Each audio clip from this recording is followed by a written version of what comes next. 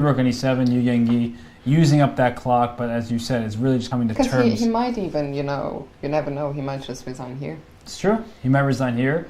I think he realizes that he's lost. Earlier, as you were saying, they both knew that white was better, but there were things that were not immediately apparent to the eye, like that ridiculous king e6 variation. Because the problem is at this stage, I'm sure they have both figured out this variation that we just showed. Yep. And basically, there isn't really any moment anymore where Jorden can go wrong. Like, he's just going to give up his rook and push his pawns. I'm trying to think of a best possible scenario for black, like e3, b7, e2, a6, f3, a7, rook takes b7. So now you're hoping that your opponent gets a queen, because now you're not stopping my passed pawn. But of course, I can just take your rook first, and after you get a queen, then I get a queen, but now this is... There's no mate. There's no mate, but still the king isn't in great shape because there are going to be a million checks. So these are the type of things that white has to be careful about before going forward like this. So I think that's what Yangyi is trying to figure out. Can I actually create complications here that will be tough for Jorden to figure out? I think we'll just have to, either I'm seeing things or Aliweza has snuck in over our... He's the lone victorious player so far in the Masters tournament, so you're putting his name there is just, it's also rooting for Jorden in the sense. Follow my lead, win with the white pieces. And okay, here I think Yangyi is he's smart to just try to figure, can I make Jorden's life difficult? But so I think let's keep the camera on them, but maybe switch boards to go to Mr. Jeffrey Zhang against Dubov. Okay, well that pawn was on a6 is the last several moves. It's made a run for it. It's making a run to the other side, and well, that's an annoying pawn for sure. And rook c2 is always possible to go after this pawn on c4. But let's say I play rook a7 now, and you play rook c2. I can actually steal your pawn without giving up my pawn. Because what I would like to do is give up my knight and steal your last pawn. But rook takes c4 runs into knight d6 check.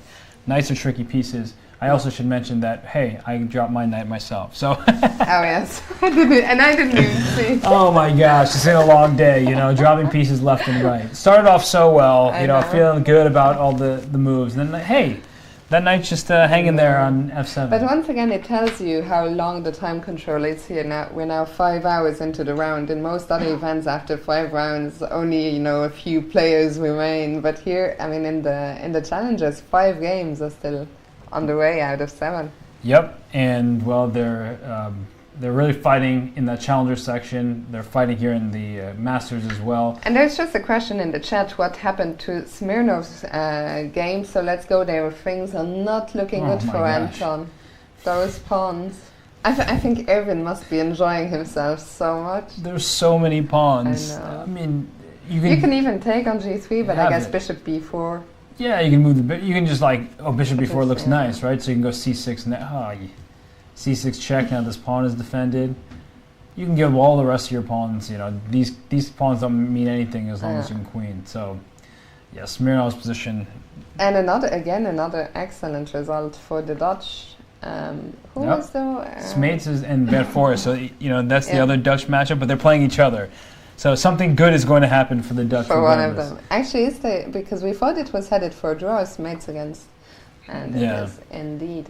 Rook pawns are very bad in pure rook and pawn endings because you just end up bringing your king all the way back and there's no way to promote. I guess we'll have a handshake actually in this game very shortly. I don't know. You said Lucas is a very confident guy. He's going to keep playing. There's okay. I'm in agreement with you. I guess the one way to play on is you bring this rook to e2 and hope that with the king cut off, you have a chance. But do I have time to go king d4? So your plan is essentially to bring the rook to the e file, but here there's a king to g5, right? Just that would be bad. Just stopping you from getting where you need to go. But actually, the right plan is king d3. And then bringing this rook back here so you can play rook e2. And because you have a rook pawn, if this pawn were on g5, you'd win. On h5, it's very simple. You bring your king to the corner, you can't kick me out because the shoulder technique doesn't work with the king in the corner. And I just want to this is going to be obvious to our knowledgeable chess base who've been playing for a while, but for those who are not so experienced, they might not realize, well, what does Robert mean? In a position like this, it doesn't matter whose move it is. Let's go here. typically when you play a move like h2, there's another file to work with. But the king escape. is Let's say stuck to in the G, corner. not G, I. I, To I2. exactly, I2, right? So if you just shifted everything over one file, the king would be able to do the h2. Here it doesn't. So just important to note that. So this is going to be a draw for sure. It looks like in the Yangyi has made a move. He made pawn to f3, and immediately Jorden responded with pawn to b7. So he is going to indeed go with this e3, e2 approach, which leaves white playing a6 and deciding, do I play a7 right away, or do I leave that option for another move? And let's check in. What were the other? Let's check in with David Anton, the top seed. Okay, have not been here for a while, and still so many pieces left. This is one of the least clear positions we've seen all day. And so he did play rook d8 when we thought he would, yeah? He did, and David Anton said, you're not getting that pawn so easily. And very frustratingly, this pawn is under attack, but so is a mate threat. So you have to keep the bishop on g8. And in this position, he puts queen on c8. So is his idea to go rook e8? I mean, I'm trying to figure out why the queen needed to be on the c8 square. I do not know. He can also think of playing f5, because he does give up a pawn, but if you steal this pawn, you lose the pawn on b3. And that's a big pawn. That is a very big pawn that you wouldn't want to lose. So he played rook to e8, okay? And Anton has to start watching his time again. once again, yeah, he's been glutton for time trouble, and he needs to make sure that he doesn't end up with 8 moves left and only 2 minutes, because in a position so complicated, disaster is bound to happen. Absolutely. And who else? Niels. Niels and Guandelius is suffering a bit against Niels, but the pieces. Not too many pieces remaining, but probably more chances in this than some of the other lines we're looking at. Don't be fooled. Rook takes e6 does not work out because of either rook d7 check or rook a3 check, and then I take your rook. I know it looks like there's a hanging piece, but I can move away first and mess it. So rook a7 just getting active. What would the winning strategy, like if you look at this from white's point of view, of course the draw is very likely, but if you had this position, you're going to play on, you have a pawn, so how would you try to win a position like this? I guess activate the king somehow. So probably bring the king in, right? I guess that's the idea behind rook b4, to maybe stop those side checks. So bring our king in, and then what can we try? I mean, just... The thing is, you're also kind of stuck, because your black king, I don't know, let's say king e4, and then maybe rook b5, and then king e5, something like that, if I can. So just keep bringing the king up into the game, and that threatens checks on the 7th ring. I agree with that. I mean, if black is super accommodating, this will happen. But like, the thing is, white has all the time in the world. Like, his bishop is dominating the black knight, and I think we're just gonna look at a tweet before we come back to this, and it's a tweet from Jonathan Tisdall. Every year, the format of Tata Steel Chess, with its extra rounds and cadre of young talents, is a breath of fresh air. Why don't more major events do this?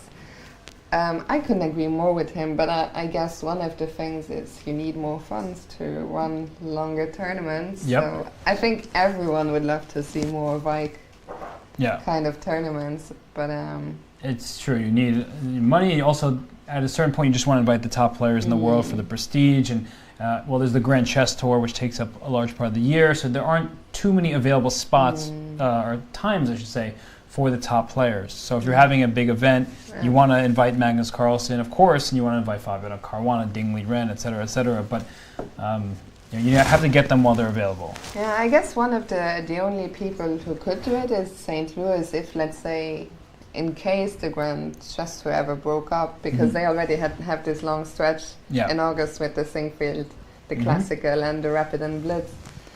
So they could consider. I think it's great for chess. Like, I absolutely love this event here, and I'm just not just saying this because I'm sitting here commentating, but I love seeing these young guns, taking on the established elite players. Oh, absolutely, and I do love like the big open terms as well for that reason. Your Gibraltars, your Isle of Man events, because you see upsets happen. In any one game, a 2600 grandmaster can beat a 2700 grandmaster and things like that. So And actually, I think I like to see the elite being challenged a bit. It feels like, but this is not just me, like, of course, everyone says this, but just seeing them, you know, in their little cocoon, fighting amongst themselves. Of course, there's a reason they are up there, but still, I feel like you should give young and promising players more chances to compete.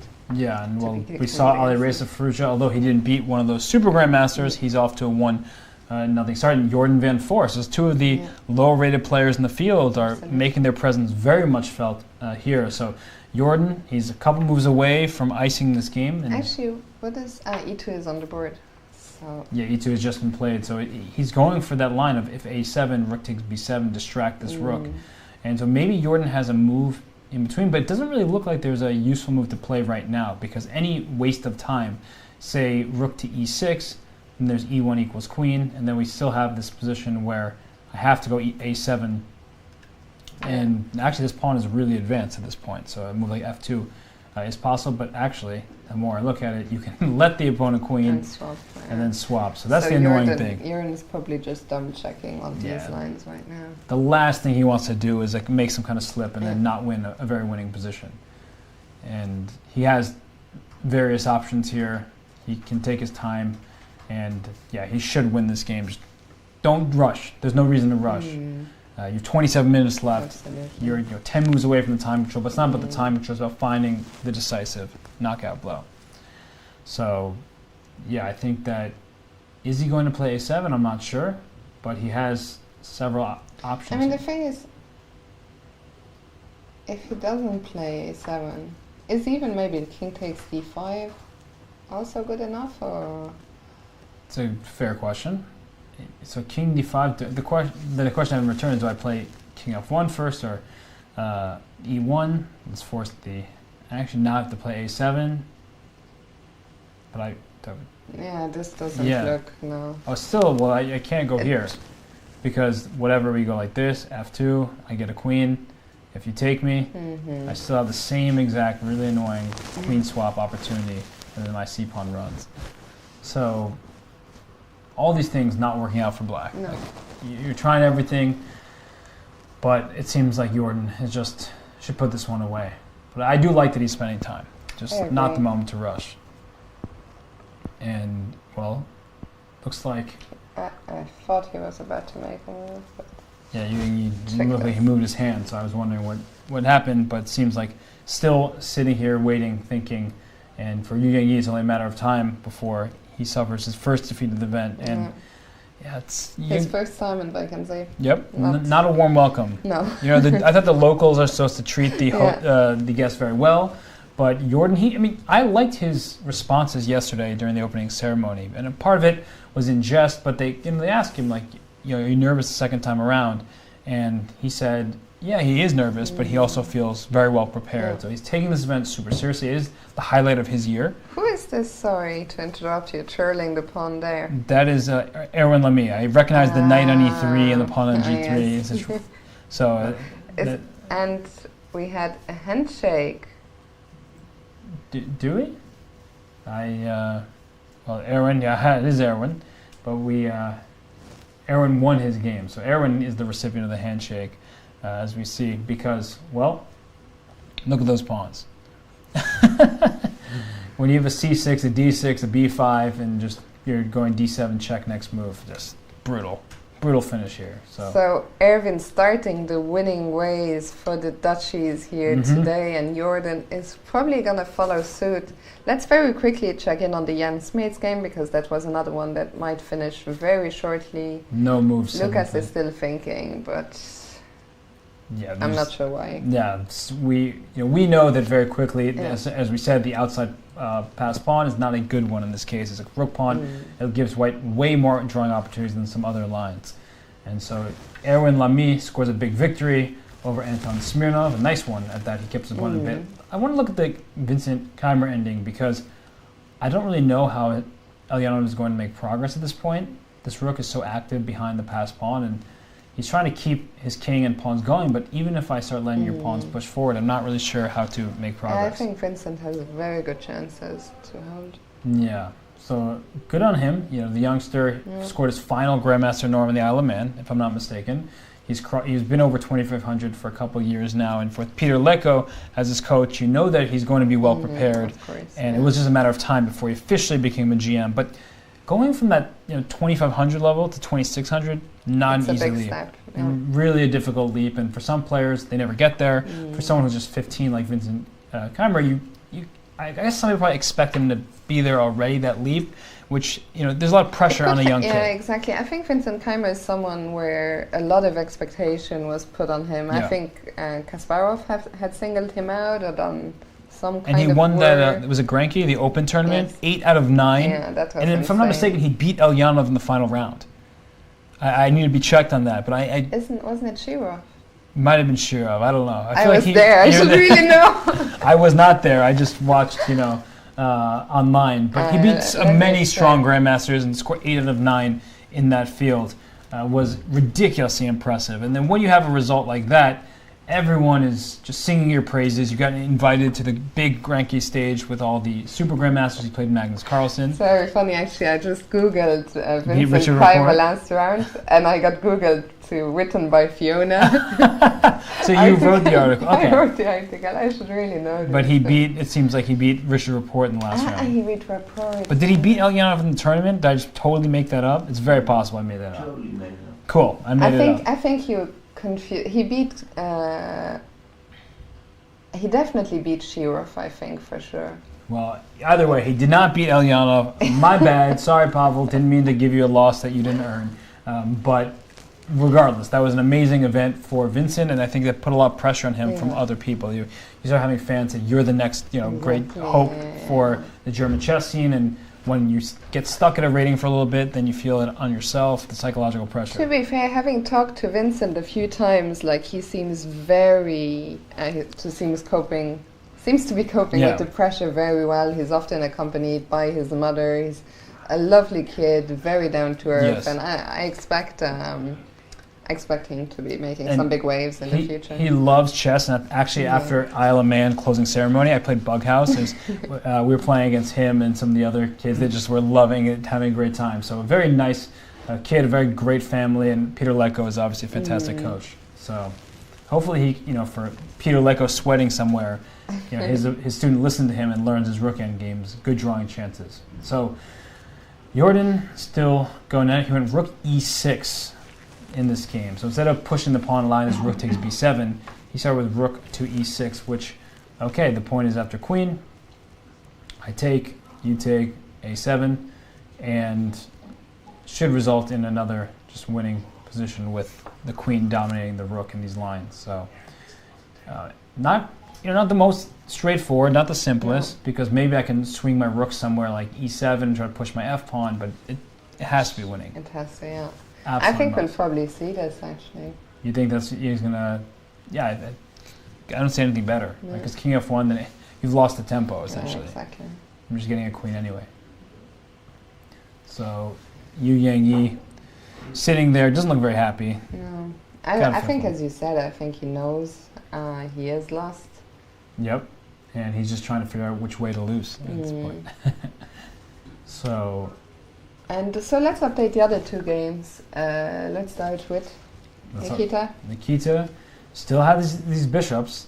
Honestly, it doesn't look that easy for black. No, I agree. It looks very unpleasant.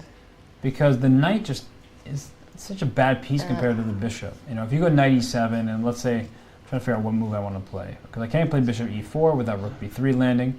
But my essential point was going to be, if I go king f2 and you go knight f5, I plant my bishop on e5, and it takes your knight another 2 turns just to attack my bishop. So the knight just isn't a particularly good piece against bishops, and as soon as I start pushing my pawns... Exactly. I was going to say, it feels like white should look for the ideal setup before it's safe to start pushing those pawns. So, still plenty left to prove for Duda. He has 41 minutes, though. He has so much time. I think objectively he's doing okay, and with that kind of time, he should be able to find his way out of this. He did retreat his knight. It makes perfect sense.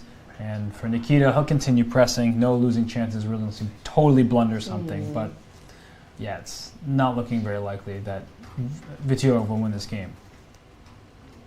And we're just, I think, gonna have a video of Erwin. And Erwin Lamy, who won his game, so be a good video to show.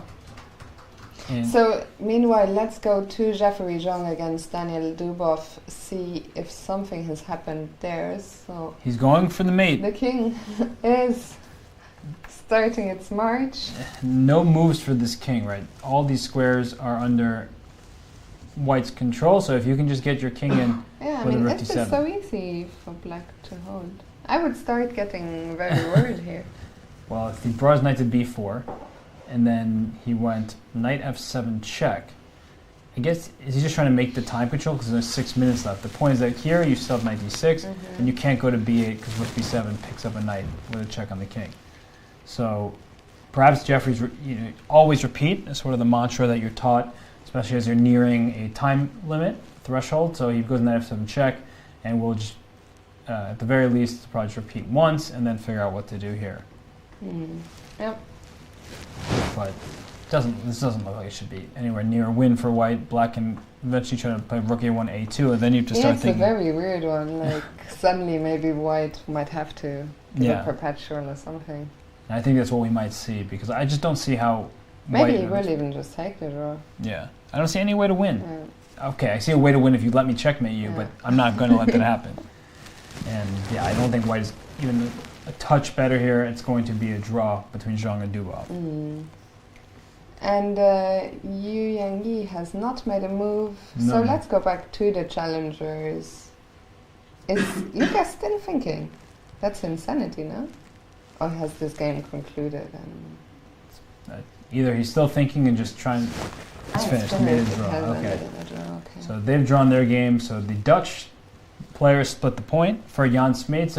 He had a good position. He was up a pawn at some point, so he'll be disappointed. Yeah. But a good first showing as someone who's returning to the strong classical chess. But you know what this means? That no Dutch players are going to lose today. Yes, Which that is is another... ensured that. Yeah. That's a pretty good little factoid for the fans out I here. know, Max Farmadon.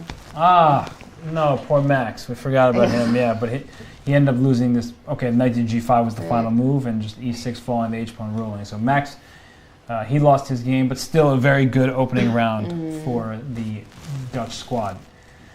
And let's keep on going around here. I mean, this game between David Anton and Nordebek, it feels like just very few moves have been played. In fact, rook e8 and just went back to d8. So Nordebek trying to freeze white's pieces. For David Anton, 6 minutes left for 12 moves. This is the type of position where that is serious time trouble. Yeah, agreed. And I just don't know how to press on. If I don't know what either side here is doing or who is. Like, the last few times I've looked at this, I'm like, I don't know who is playing for a win here. Or 93, I think he's saying, I'm trying to do something, but where's the knight going? If I go queen c7, I'm threatening your g3 pawn. And if you go knight f5, I might even play g6 because your g3 pawn is under attack, and now I'm hitting your knight. I was going to say bishop h7, of course, is also an opportunity with a pin, but I like g6 as a more forceful way of dealing with it. In fact, white just might be in huge trouble. Yeah.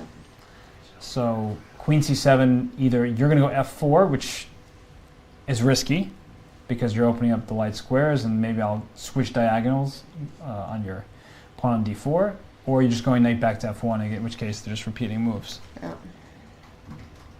So Nordebek has great chances to hang in here, and maybe there's something he can do that's playing for more, but it does feel like with his bishop stuck on g8 protecting the mate on h7 that black is kind of in a position where he's just going to try to hold on and claim a draw at some point. And yeah. So we'll now show you a video with Erwin Lamy analyzing his just live analysis. Just live analysis of Erwin Lamy's game. For this option, But if you go king d3, yeah, but now there was something that bothered me, like check. Oké, A6. Misschien moet je pakken trouwens. okay, yeah. Ah yeah, this if you take everything on d6, I have king c2, yeah, and rook a3. I'm just keeping the pieces, but there was something else that bothered me here. 94. You just go here, yeah. Yeah, maybe it's actually nothing. Yeah, maybe it's actually nothing. Yeah, I mean, Yeah, okay, it's my goes that you can be afraid of sometimes. Yeah, in the game, but it's probably nothing. Yeah. my rocks went like open files. Yeah. Ja, het zal ook niet zijn minste vloer zijn. So here I played these. Yeah. So I played king c4. Yeah. Yeah. Nee, maar nu in ieder geval. Did I? No, sorry. I played 91. Yeah. Yeah. I thought this is the moment to. Yes, Really I hard. played. Ja. Did play that b5. I think not. Beter of zo wat. Oh, I forgot already.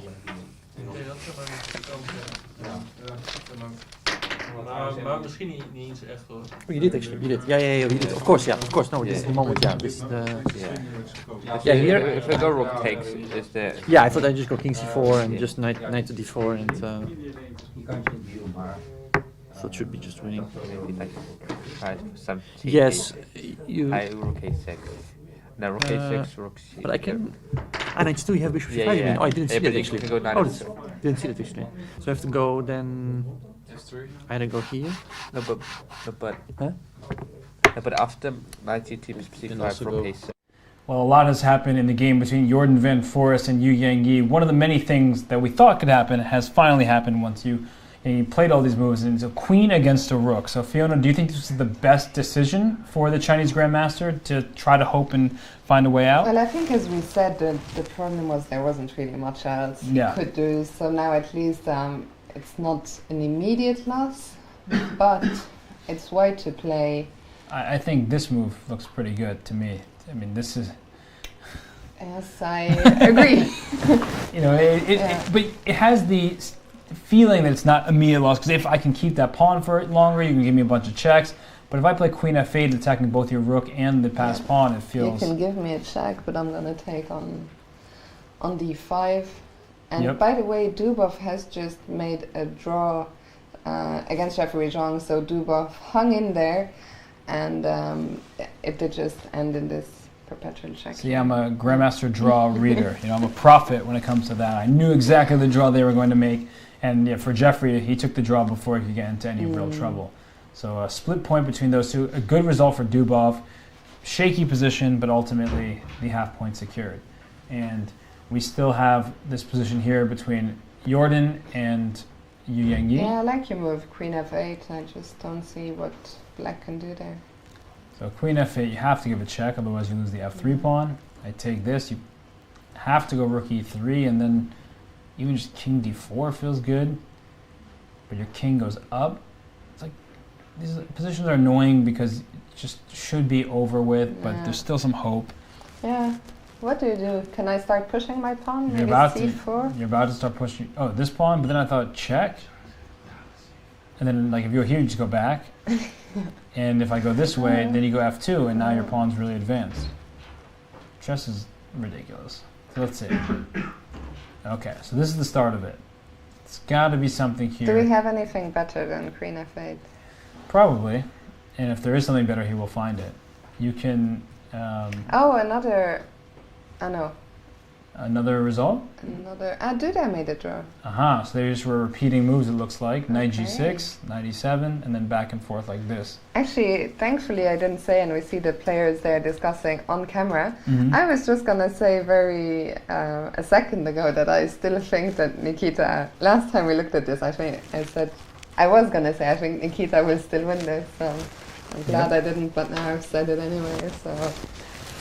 Poor Nikita, because he really had a great position earlier, and Duda, we talked about it, he's just a defensive wizard and was able to hold this. But this game officially is in the books, a draw between Nikita Vityugov and Jan-Krzysztof Duda. A great hold for Duda, who I starts have black. to say, like, Duda has always struck me as someone who's so incredibly resilient Yeah. and always finding the toughest question and the toughest test. Yep, And yeah, good on him. it is. And that leaves us just one final game here in the Masters, and we're looking at this queen f8 move. I believe in it. I think it's good. There just has to be a little bit of precision as we're looking at a position like this. And I mean, I don't know, something like this is tough, but perhaps I can get a check on the diagonal. Like if I can get you a check here somewhere, should be good. And how am I doing that? queen f5 also speaks to me quite a bit, because I can check you from the c2 square. And you're stopping the... Although then if the king goes here, so many things. Well, then I have queen d1 check. I think I've got And this one rook. out. Yeah, this one. Oh, no. This one does the trick. Because your king, if you go this way, I just simply take your rook, and I take you and your queen. And if you go this way, move like queen c1, pins the rook, and I have that promotion square under control. So queen f5 here looks pretty good. The rook can keep moving back, but at a certain point you're running out of moves. Jorden still hasn't played queen f8, so he's still thinking in this position after rook e7. Mm-hmm. He might be trying to find something better. You can always deliver a check on a1, because one of the benefits of this, if this king goes in front of the pawn, that gives you another tempo to, like, say, king takes this pawn and push your own. But I think focusing on the f pawn is way more vital than taking on d5 just yet. You're going to get that pawn. You just need to be able to stop the f pawn in its tracks. And it's funny looking at the players. It looks like Yangyi is sitting there, kind of resigned. He knows, but he still, of course, has to put up a fight. There's still hope. Yep. While Jorden is very focused. Like, this is the moment where you have to pretty much figure out how you're going to win this game, how you will bring home. And they're following this line of queen f8 here. And so Jorden is going to take this pawn. There it is. And, well, rook e3 only move, as both pawn and rook are under attack, and rook e3 protects both. But we'll see how Jorden just finishes this game off, as it's just a couple moves away for a victory for the Dutch. Is he the number 2 player in the Netherlands? Yeah, he is, right? I would be tempted to say no. But I mean, even Robin is higher, but Robin is inactive. Okay. Okay, let's Google it. I'm putting you on the spot to see the Dutch players, but I think he might be, because a lot of the old guard has lost rating. I actually Van Willy, I didn't Sokolov. realize that Jorden was already 26, almost 50. Mm-hmm. So And let's see. Actually, our producers can probably tell us. yeah, they probably have the information. They also happen to be Dutch, so they should know these things. Exactly. They don't know these things, well. Also, I'm really struggling for how with the new... the new FIDE site, you have to like search by country, and it's not as easy as... It's very unintuitive. Yeah. And, well, this queen versus rook endgame, more intuitive, but we'll see if Jorden can put this one away in a couple moves, as they are. Dear me, I'm about to throw a tantrum here. Uh-oh. But I think I've got it now. So... Robin van Kampen, number 2, but he's inactive. Then but it doesn't say he's inactive, so maybe he's... I know, because I didn't exclude the inactive. Oh, okay. So you are correct. Jorden is technically number 2, and, well, he's been improving. And if he gets this win, he might even just pass Robin by rating by the end of the tournament. And, okay, he just needs to put this one away. They've been playing for how long now? I mean, what time did this round start? 5.5 hours. Almost. 5.5 hours. So they've been going, it's been a long day, and that's when mistakes happen. Exactly. So for Jorden, he needs to keep his composure. He needs to play with energy. He needs to, hopefully he's been drinking water, eating, whatever, because one slip here and that black pawn gets a little too far for you to corral.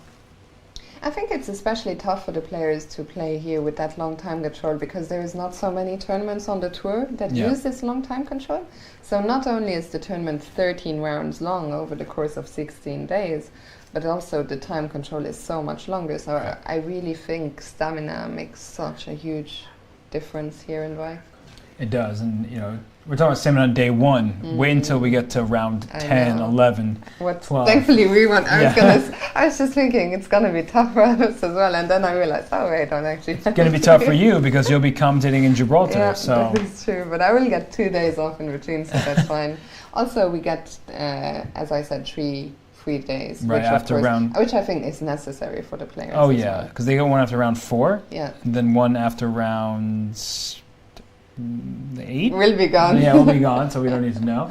But they do have several rest days, which is very important, because playing 6-hour game, just 6-hour game, not to mention the preparation that they do. Also the Tata still on tour, so having to travel to Eindhoven, which I'm looking forward to. We're going to the football stadium of PSV Eindhoven. Yep. The players will be playing in the stadium, and No, they'll be it's- bringing you all the action from there. That's a really cool thing that this event does. Last year, I remember they went to Leiden and they left me behind. So I was, Sobigo and I were here doing commentary there in Leiden. Are we going actually to Eindhoven? Yeah. Yes, we are. Okay. But what a difference a year makes. Yeah, New exactly. decade, get to go to the venue that they travel to, but that will be a lot of fun for sure. So, while Jorden is thinking, should we have a last quick look? There's 3 games still ongoing in the Challengers, two of which are by the top 2 seeds. Maybe Yep. Ilyanov is even the 3rd seed, I don't know. Ulyanov, I think he is, but he lost his kingside pawn because he went rook e3 check, so he gave up his g pawn to win the b pawn. But black's pawns are also falling in the process. So king takes f5.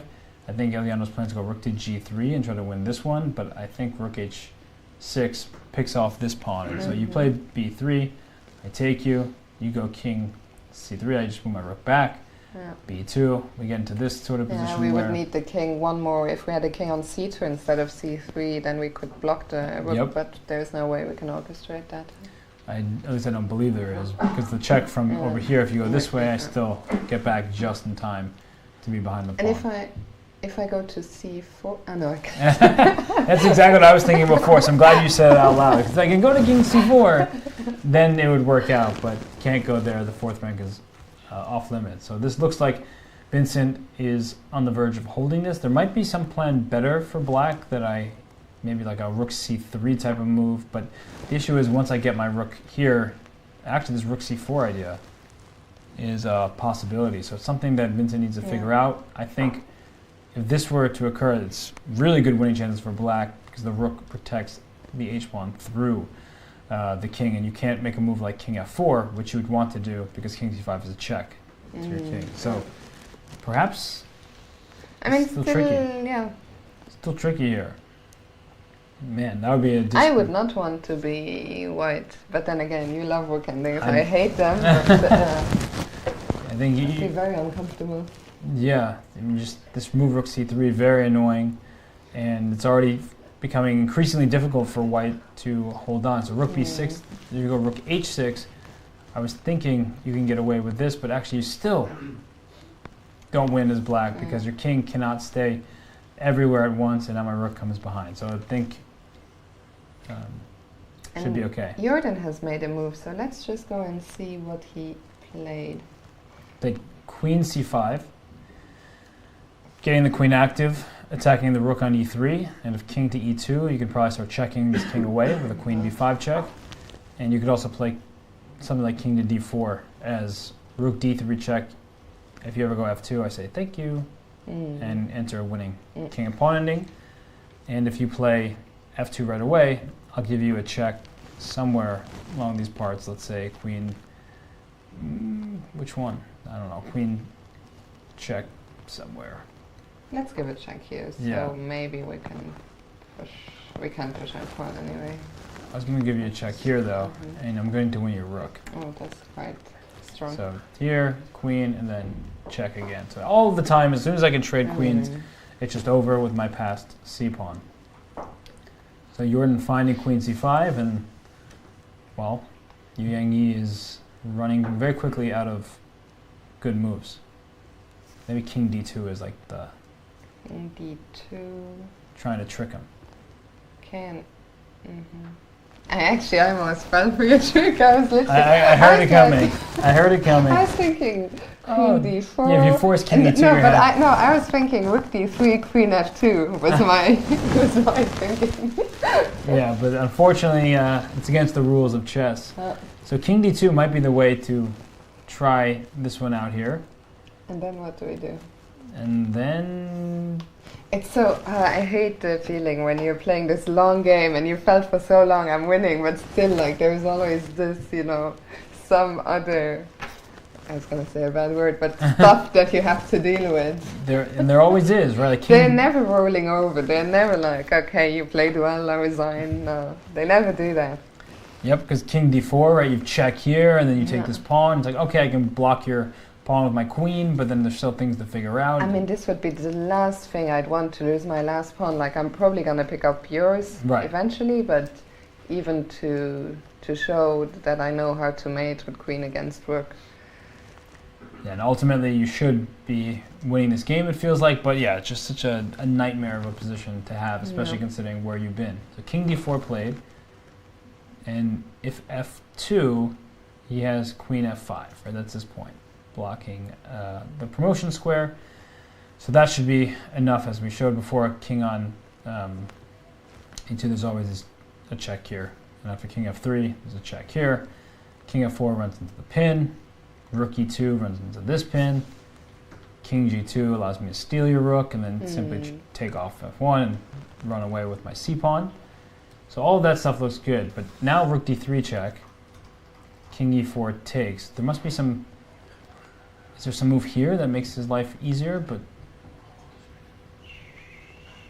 Surely not. Wait, is this? This is the game right here. King d4 was the last move played. So, what does he do after rook d3? Rook d3 check. Can't go to the c file. No. So have to go to e4, e5. E4 clearly looks better. Rook takes c3. And now we're getting that thing you're saying you didn't want to get into, of proving that you can win this position. Queen f2. King somewhere, c1. King d4. King, rook a3, and now, you know, can this rook actually stay on this rank to Yeah, I was protect? just wondering, how do I even win the damn pawn? It's What a nightmare. yeah, it's Did not fun to have to go and win that pawn all over again.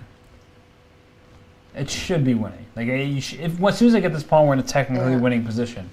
But there should be some solution here, like a king c4 type of move. Just asking black, what are you going to do in the meantime?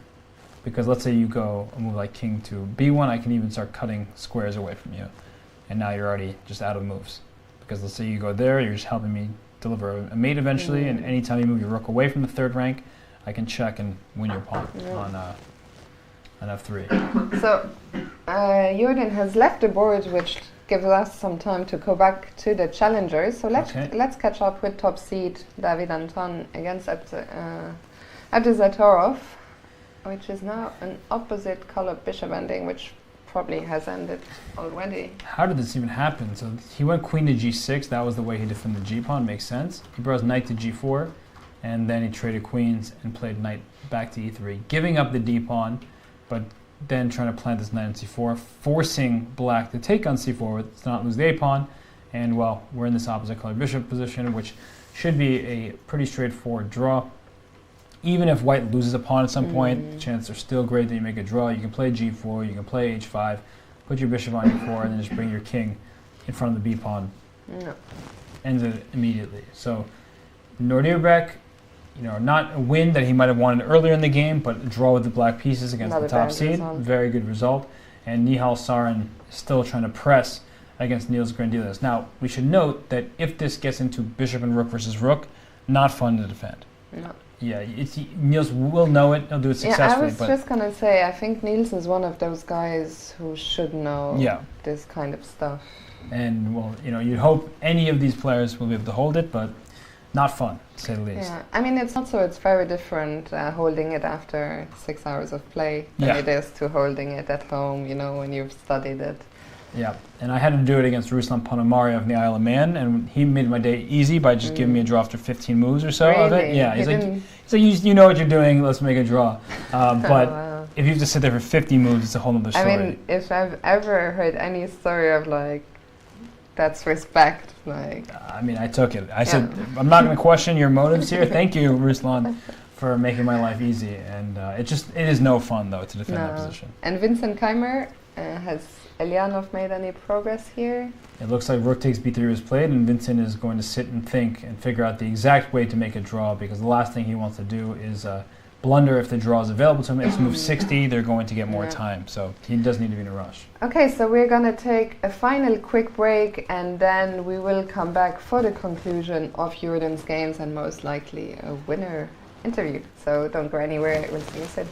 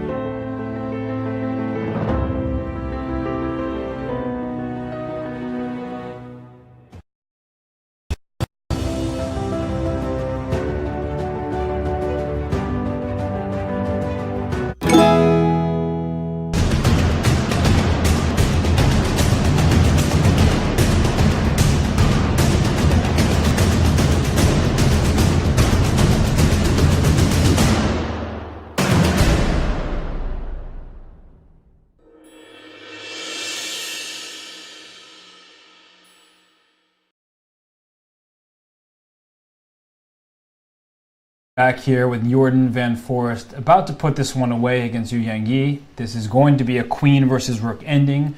Fiona, as you said earlier, some very strong grandmasters have failed to win a game like this with the extra material. But this But might be different because the king is already cut off on the last rank.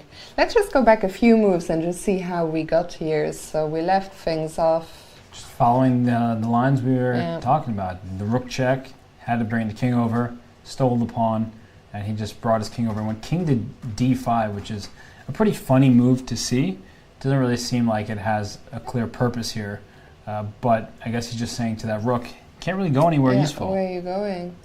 So I guess after rook b3, then the idea is to go to c4. Yep, bring that king in a little closer, and if you leave the third rank, you always lose this pawn, and if you go this way, a3. gotta be just some kind of trying to figure out when my queen I was should also, move. but what happens after queen e1? I know, then you just go to c2. Yeah. No, okay, then that's not the way. So why king d5? I don't. Apparently there's no board, so people can't see our analysis. Peter? There's no board F. It's all good. We are just talking, you know, and about the potential. You should have been able to follow it all blindfold. No, I don't expect. I don't expect the listeners to be able to do that. But now with the board, but I mean, the king moved king d5. Trying to figure out what exactly, like, what did he really just gain from that? Because this rook can just go back to c3, and if you go king d4, well, we were just at this position. So it feels like it should have been some kind of maybe I'll go this way. triangulation Yeah, it might go that way. And then the rook is. It's like, but then the pawn is not attacked anymore. it's true, but I'm going to bring my king in, and it's just really just a couple moves, right? So you go king d1, I bring my king in some more. You bring your rook anywhere.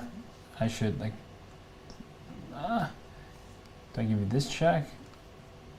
It's too much effort at this point in the day. You know, just Maybe queen b3. Uh-huh. And if you push the... I know I can go to d3. And then I'm lost. Yeah, exactly. We turn it around real quick. But you can throw in this check. Because the king needs to go to d2. Oh, wait a second. When do I go to e2? And you take, and I go here, and now are we in a theoretically drawn position just yet? I feel like it shouldn't be a draw, but... It's one of those positions where it's not. But yeah, this check. This check is nice. And I keep your king away. What we were trying to look at was if I go like this, normally you win a position with queen e2, but now king h1 happens, and if you take, it's stalemate. But So- queen f1. Oh, wait, so king here, sorry, here, and then king h1. You got me.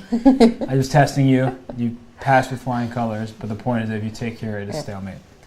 So that is not going to happen. There's no way that that should happen. He played rook to d3 with check, so king to c4 feels just about right. Yeah, and then rook a3 Mm-hmm. will happen, I guess. And that is the position we were just looking at, no? A Yes. second ago. So there's got to be more And options here. king. No, wait. Where is he going to go? He can also move his queen away. Like queen c5 is always a possibility if necessary. And then the rook is out of squares on the third rank. It's That looks interesting, and then we can bring... the thing is, I have to go king b2 there, right? To keep my position as it is. But like, there has to be just some position where you just can't move. Like, if it's black's move here, you can't move anything. So it feels like if I can just maneuver around in a way, I should have this. But yeah, it's just need to kick your rook away from the pawn. So how do we do it? Jorden is thinking. And I think he'll play queen c5. Apparently queen c5 is the best move, Oh. according to the Twitch chat. Okay, well, I knew that, of course. That's why I Of course. suggested it. And yeah, this rook is just eventually going to lose space on the third rank, and then I'll be able to take the pawn. But just feels like this game is being drawn out longer than you would hope it to be. Not just as a person who's been here for a while, but for Jorden, You get But tired. I think I don't think that Jorden missed anything. Like I think No. this was just the way it was gonna have to be if Yep. you wanted to get the full point. Yep, and it's going to be worth it, right? The Yeah. victory will be sweet, regardless if it takes 6 hours or 7 hours. Yeah, He's absolutely. going to be very happy. I think when you're the bottom seed, as Jorden is in this event, Yeah, every victory. every victory is amazing, but also just he played And Queen he C5. played Queen C5. He's a player of my own heart, clearly, playing Queen C5. But also, there's no guarantee that he'll ever lose a game. He's, of course, he's the underdog in all of his games, more or less. But you get with a win. We saw in the Isle of Man he lost 0 games. Yeah. He's capable of holding steady. Absolutely, even and he against- seems to be working on his chess quite hard and quite seriously. Yeah, and I mean honestly, the Netherlands is looking for a kind of a second top gun along with Anish Giri. Yeah. They have plenty of 2,600 players, but they don't have anyone approaching 2,700. And it was a tough blow losing Robin van Kampen to the real world, shall we say. He is in Canada, I believe, working full time. And he's definitely not playing much of any chess these days, so definitely tough for the Dutch fans who they're looking, because they could have a strong team, and their team is strong in the Olympiads, but they don't have a 1-2 punch. They have a niche and then players who I are... think this last year at the European Team Championship, they were in the lead for quite a bit for the start of the event, but then in later rounds, like they were leading for maybe 6 or 7 rounds. Yeah, they have a powerful squad. Just they can't compete with the Russians, and the Chinese team is being super. I think they can on like one match, right? Like, but not match after match after match after exactly. match. Yeah, it's tough.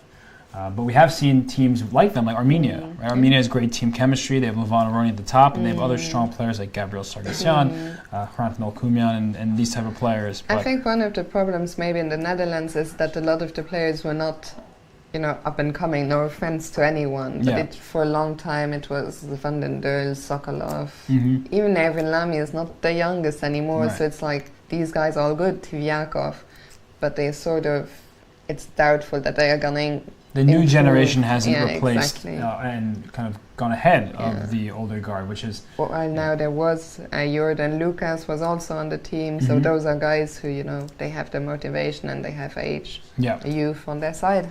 Yep. And okay, these two here still going at it. Looks like David Anton has finished his game exactly what we expected. The king did go to b3. The bishop is covering the pawns. If your king ever tries to go after my h-pawn, I just put my bishop on f7 and then move back to d5 as needed to protect my f3 pawn. So a hold for David Anton because the opening did not look good for him. Absolutely not. What about Vincent Keimer? We're getting a bit worried about his rook ending. Okay, so several moves have been played, and king takes f5. Could not take on h4, rook e4 check. I'll take your rook, we'll exchange, and then this b pawn is becoming a queen. So instead of rook takes rook, king f5 played.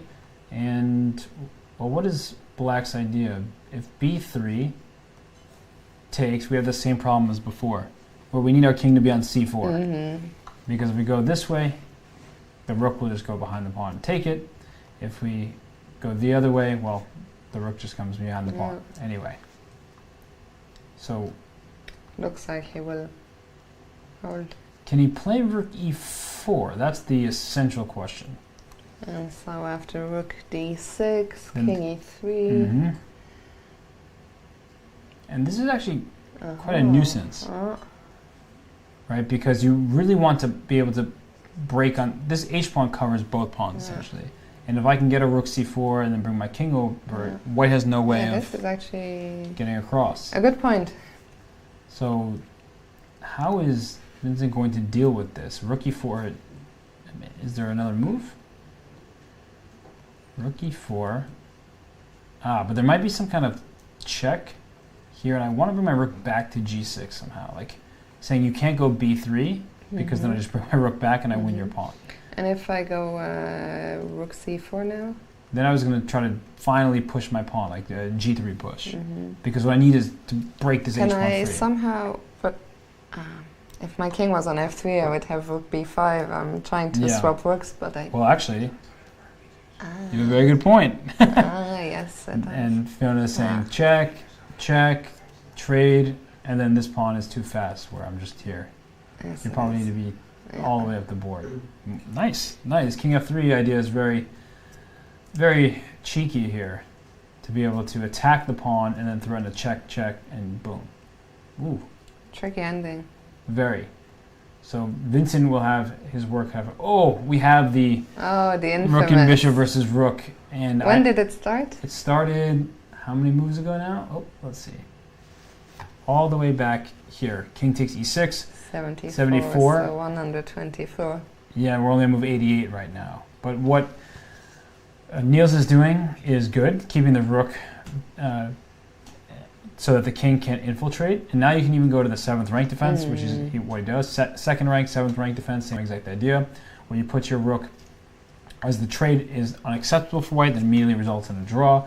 And so you just continue the game this way. He can then bring his king up a rank, and his king's out of the checkmate's way.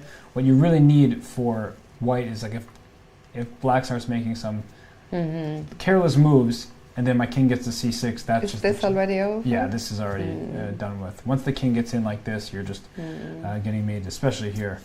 So, not good. So rook h1, he's trying, but Yeah, I think we both think that that Niels will hold it, and I was going to say, let's go back to Jorden to Yep. see has he managed to win that pawn yet. No, Yangyi is still thinking. he has not managed to win it, but it's not because of imprecise play, Yeah. it's because of no play. And Yangyi still, And this is his final clock time now. They've reached move 60. This is move 64. So Yangyi has 12 minutes for the rest of the game. yeah, hopefully those times indicate they have Yeah. already received I the... hope it's not like that he gets to 0 and then the timer gets added. But no, I think it should be. Yeah, I think this is all the time remaining.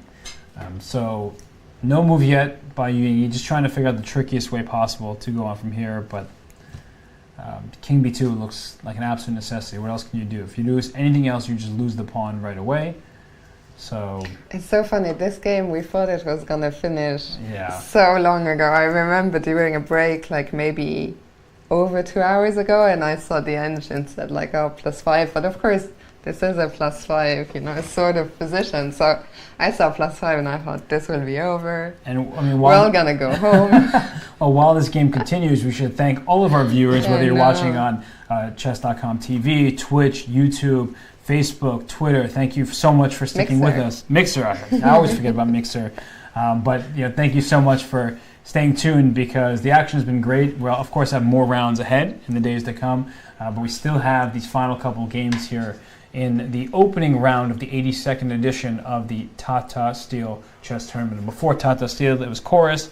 Tata Steel acquired Chorus, and that's why the name has changed for those of you who may be familiar with the Chorus events. But still, this one game left in the Masters, two games in the Challengers. Actually, I just looked up the pairings for tomorrow to see, and Yangyi, it's not going to get easier for him. He's playing Magnus Carlsen tomorrow. He will be white, though. Okay. And there's another big game to look forward to. It's Anish Giri against Fabiano Caruana. So actually, Anish, he draws Magnus in black. He gets white against Fabiano. If he gets those two 20-100 plus out of the way, it's an open field. Also Wesley So against Ananda. I mean, of course, every day there's going to be big games here. Yeah. Yeah. Well, Anish, of course, getting Magnus to get the highest rated player in the world out of the way, number 2 next. And there's, it's not saying he's going to beat everybody, of course not, but it just is a great start for him to get these 2800 players out of the way. And okay. Can we get maybe the camera back on Yangyi so we don't miss? Yeah, we want to see that one unfold. Those two boards are next to each other in the challenger section, and well, Yangyi, move, please. Make your move. That's what Jorden is thinking. He's not thinking about how to win this game at this point. He's just thinking, can you make the move so I can make my follow-up? And Jorden is there, yeah? Jorden. He's ready. He's ready to take home a Super GM scalp. So All right, Jorden here. He's got this move isn't played. King to b2. It's the move that we expected A long time a ago. long time ago. And let's see if Jorden will respond instantly because, well, he had to expect this move, and finally it was played. So queen b4 check. b4. Yep. And he's just going to go queen to d2 check, I guess, or maybe not. Maybe there's something better, but queen d2 comes to mind as an attractive move to go king b4 next. Like here, king, I don't know where, b1, king to b4, and I'm getting your pawn. Getting your pawn, whether you like it or not. And you're not going to like it, but I'm stealing your pawn. Okay, and he went king to b4, so all this has happened. Yeah. This pawn is lost.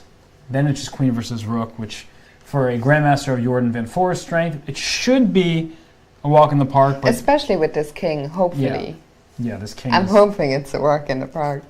it- Imagine if we were sat here just following queen against rook and rook and bishop against rook. Yep, and what if we just jinx him, you know? We think, oh, it's so easy, and then he just blunders and doesn't win the game. But no, with the, as you said, with the king cut off and the queen coming to d1 with a check, picking up this pawn on f3 should be quite straightforward.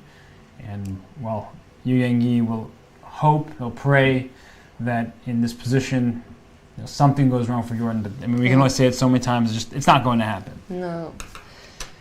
So where do you put the rook?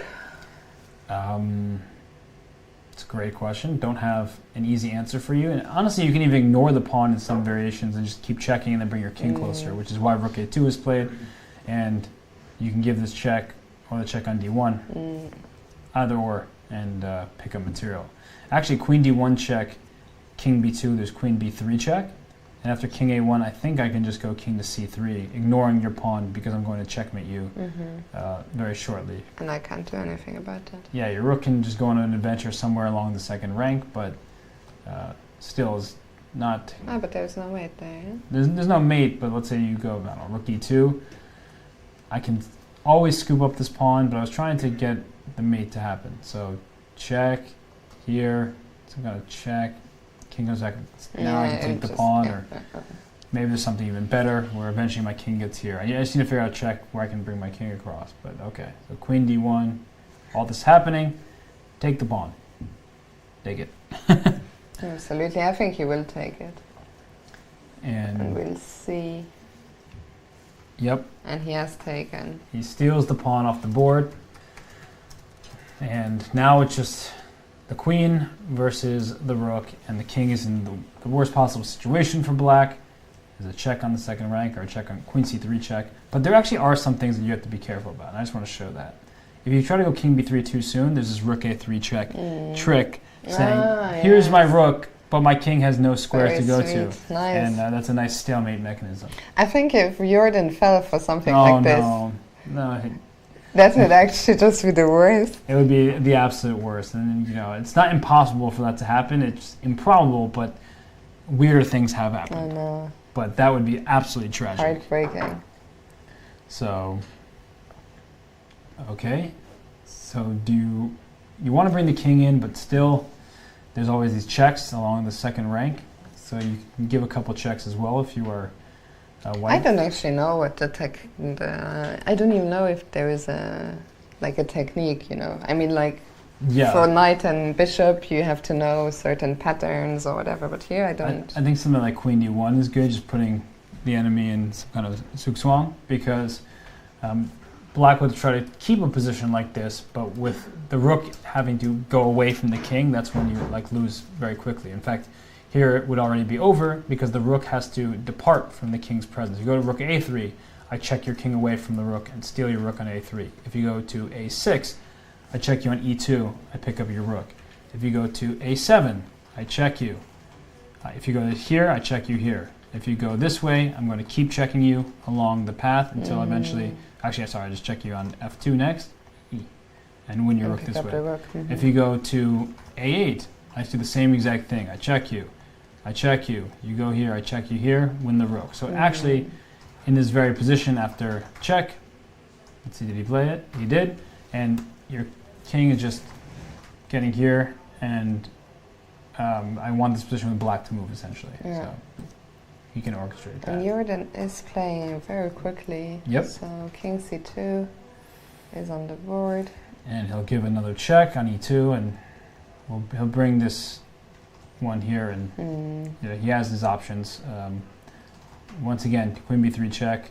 There's now this king c3 move because there's no pawn to shield your rook, and if you go somewhere, I should be able to just win your rook very quickly. Yeah.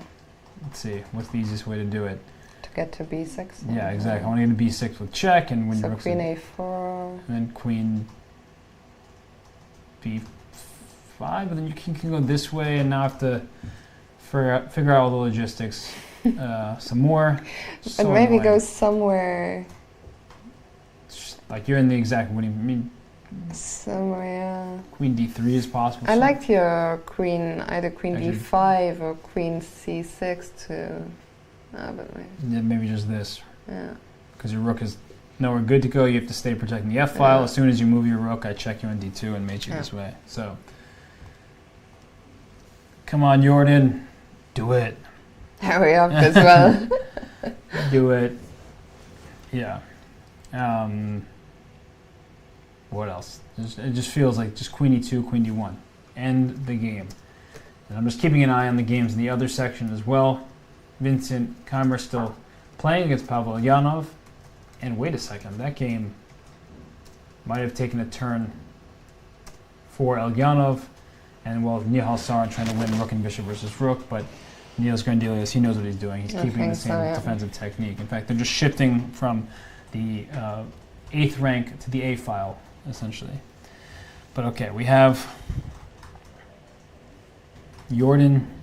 Come on. It's Go, funny because Jorden.